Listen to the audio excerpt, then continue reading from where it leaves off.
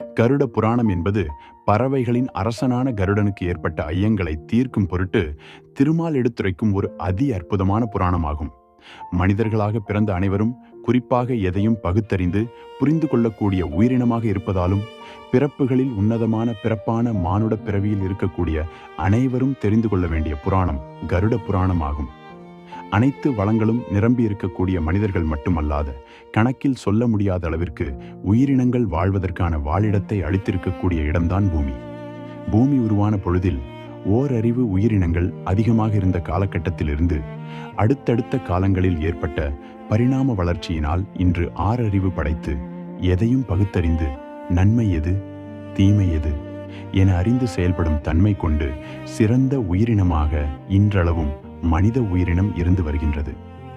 அணுவாக இருந்தாலும் ஆண்டமாக இருந்தாலும் அனைத்திலும் நிரம்பி இருக்கக்கூடிய பரம்பொருளால் உருவாக்கப்பட்ட உயிரினங்களில் தேவர்களுக்கு முன் இருக்கக்கூடிய பிறப்பு என்பது மனித பிறப்பு.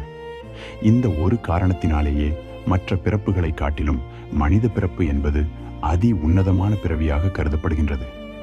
இதன் முக்கியத்துவத்தை அறிந்து கொண்ட நமது முன்னோர்கள் மற்றும் தவசீலர்கள் நமது தோற்றத்திற்கு அடிப்படையாக இருக்கக்கூடிய பரம்பொருளிடம் இருந்து பலவிதமான ஆற்றல்களை பெற்றிருந்தனர். அதனால் எதிர்காலம் தொடர்பான செயல்பாடுகளை அறிந்து கொள்ள உதவும் வகையில் எந்த ஒரு தொழில்நுட்ப உதவியுமின்றி அன்றே ஒவ்வொரு கிரகத்திற்கும் உள்ள தொலைவு, நிறம் மற்றும் அதனுடைய தன்மைகள் குறித்தும் அந்த ஒளியினால் உயிரினத்தில் ஏற்படக்கூடிய மாற்றங்கள் குறித்தும் ஓலைச்சுவடிகளில் நமக்காக எழுதி அளித்து சென்றுள்ளனர். நமது முன்னோர்கள் எதையும் முன்னோக்கியே சிந்தித்துக் கொண்டிருப்பதினாலோ என்னவோ அவர்களை நாம் முன்னோர்கள் என்று அழைக்கின்றோம்.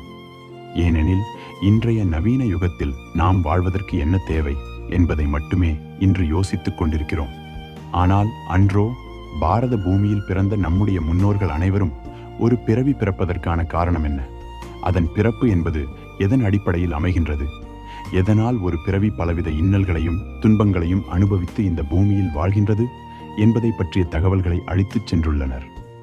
பிறக்கின்ற அனைத்து பிறவிகளிலும் துன்பங்களை அனுபவிக்காமல் சில பிறவிகள் இன்பத்துடனும் மகிழ்ச்சியுடனும் வாழ்கின்ற காரணத்தை அறிந்து கொள்ளும் பொருட்டு பலவிதமான தகவல்களையும் நமது முன்னோர்கள் நமக்கு அளித்துச் சென்றுள்ளனர்.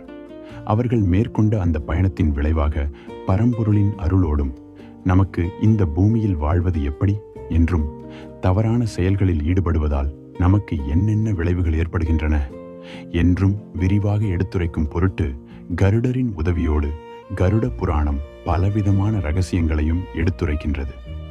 கருட புராணம் என்பது பூமியில் பிறந்து ஆன்மாவுடன் உடலும் இணைந்திருக்கும் பொழுது நாம் எவ்விதம் வாழ வேண்டும் என்றும் அவ்விதமாக வாழும்போது நாம் செய்த கர்மாக்களின் அடிப்படையில் உடலை இழந்த ஆன்மா அனுபவிக்கக்கூடிய இன்ப துன்பங்களை பற்றி எடுத்துரைக்கும் ஒரு வாழ்க்கை சாஸ்திரமாகும். கருட புராணத்தை படிப்பதன் மூலமாகவோ அல்லது ஒருவர் வாசிக்க இன்னொருவர் கேட்பதன் மூலமாகவோ இந்த பூமியில் நாம் எப்படி வாழ வேண்டும் என்பதை பற்றி தெளிவாக அறிந்து கொள்ள இயலும். நாம் செய்யும் சிறு செயல்கள் எவ்விதமான பாதிப்பை ஏற்படுத்தும் என்பதையும் இந்த புராணம் நமக்கு எடுத்துரைக்கும்.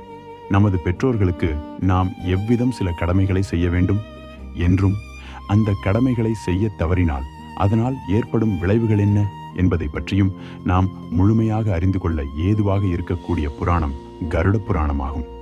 இந்த பூமியில் வாழும் வரை நம்மால் முடிந்த அளவு எப்படி இருக்க வேண்டும் என்பதை பற்றிய தெளிவை ஏற்படுத்தும் நோக்கத்தோடு கருட புராணத்தை பற்றி அறிந்து கொள்ள நமது முதல் அடியை எடுத்து வைப்போம்.